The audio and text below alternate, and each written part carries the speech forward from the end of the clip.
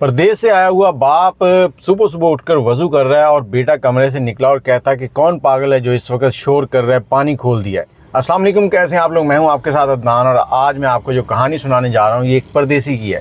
एक परदेसी जो कि 30 साल पहले पाकिस्तान से सऊदी अरब जाता है और घर के हालात को बदलने की कोशिश करता है। शादी उसकी हो चुकी थी, 3 बच्चे थे और 2 बेटियां थी, मतलब 3 बेटे और 2 बेटियां। और ये परदेश चला जाता है, गाहे बगाहे वो पाकिस्तान का चक्कर भी लगाता रहता है। कोई 3 साल के बाद, कुछ 4 साल के बाद, 1 महीना 2 महीने घर रहना, फिर वापस चले जाना।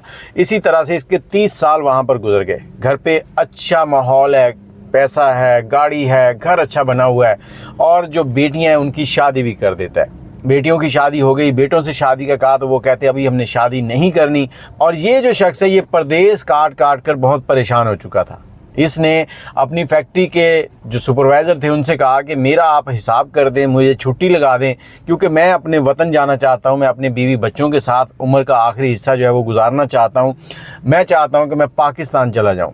सुपरवाइज़र ने कहा ठीक है, जैसे आपका हुक्म। सुपरवाइज़र ने उसके जो मामला थे, बकाया जात जो थे वो सब के सब क्लियर किए और उसके बाद पैसे उसके हवाले किए। उसने टिकट करवाई और टिकट करवाने से 2 दिन पहले उसने जितने भी उसके दोस्त थे जिनके साथ वो फैक्ट्री में बैठकर काम करता था, फैक्ट्री के साथ वो मुलाजिम थे उसके जो साथ थे, उन सब की दावत की। उन सबको दावत में उसने अच्छा खाना खिलाया और सबसे गले मिला और सबसे कहा कि देखो तुम लोग मेरी फैमिली हो और मैंने तुम्हारे साथ 30 साल गुजार दिए। कुछ दोस्त 15 साल के हैं, कुछ 20 साल से हैं, कुछ 25 साल के हैं जो मेरे साथ थे, और अब मैं वापस पाकिस्तान जा रहा हूँ। मुझसे कोई गलती हो गई हो तो मुझे माफ़ कर देना। सब दोस्तों से गले लगाते हैं और उसके लिए दुआ करते हैं कि तुम्हारा मुस्तकबिल और भी बेहतर हो। अगले दिन ये जहाज़ में बैठता और पाकिस्तान पहुंच जाता। पाकिस्तान इसने किसी को भी नहीं बताया होता कि मैं पाकिस्तान आ गया हूं और परमानेंटली आ गया हूं। और घर जब पहुंचता है तो वहां पर इसकी दोनों बेटियां जो हैं इसका इस्तकबाल करने के लिए बड़ी जोशो खरोश से मौजूद हैं और इसकी बीवी भी वहीं पर मौजूद है और जो तीनों बेटे हैं वो घर पर नहीं थे। बाप ने जब ये सारा मंजर देखा तो बड़ा दुखी हुआ, गमगीन हो गया कि ये क्या मामला है। जिन बच्चों के लिए मैंने परदेश काटा आज वो भी मेरे साथ नहीं है। तो जब शाम हो गई तो बेटे घर लौटना शुरू हुए तो बेटे लेट नाइट घर आ रहे थे। बाप ने तीनों बेटों को बिठाया और उनसे कहा कि इतनी देर में कहाँ से आ रहे हो।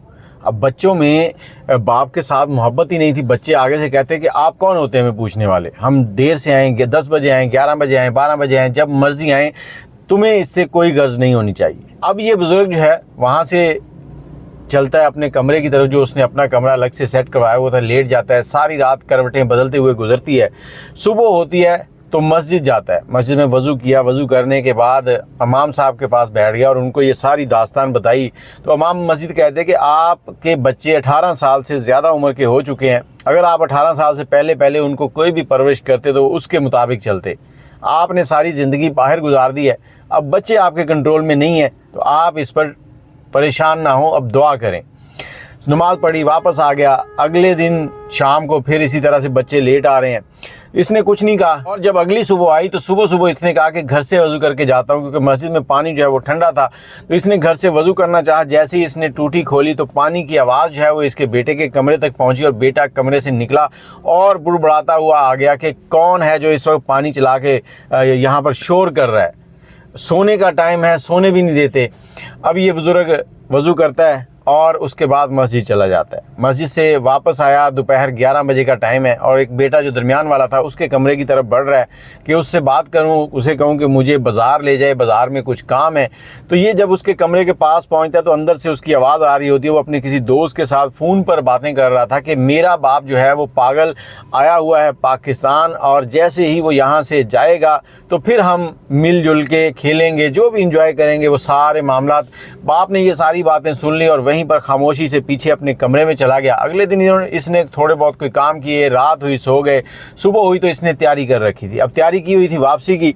वापसी सबको मिला है, मिलने के बाद जहाज़ में बैठा और सऊदी अरब पहुंच गया। इसने घर पे कह दिया कि इमरजेंसी फ़ोन आया, मैंने वापस जाना है। अब सऊदीया पहुंचा तो वहाँ पर जो इसके साथी थे वो सब के सब इसको देखकर हैरान थे और परेशान थे कि क्या हो गया।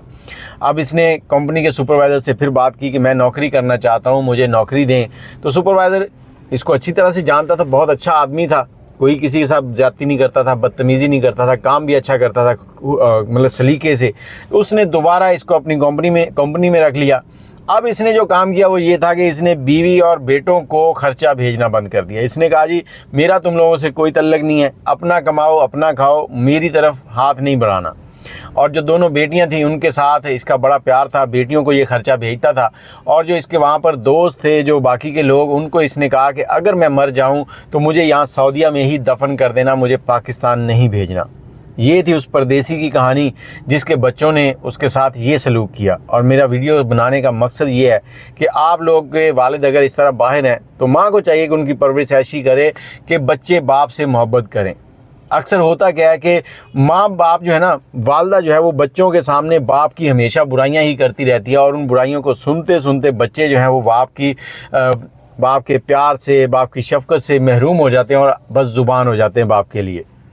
आप अपनी राय कमेंट में ज़रूर दीजिएगा। मुझे इजाज़त दें, दुआओं में याद रखिएगा। अल्लाह हाफिज़।